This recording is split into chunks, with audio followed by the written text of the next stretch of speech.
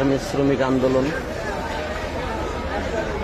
দেখেন motorcycle private car সম্পূর্ণ কিছু জ্বালিয়ে দেওয়া হয়েছে। ফায়ার সার্ভিস কাজ করছে। ভয়াবহ আন্দোলন চলছে।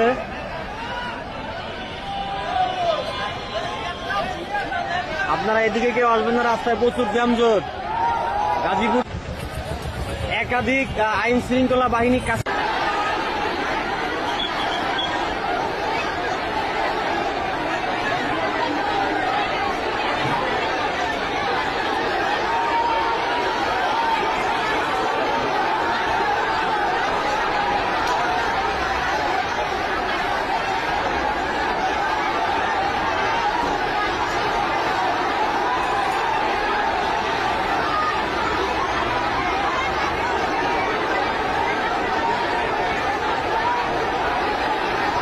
গাজীপুর ভোগড়া বাইপাস প্যানারোমা গার্মেন্টসে গতকাল একটি শ্রমিক মারা গিয়েছে।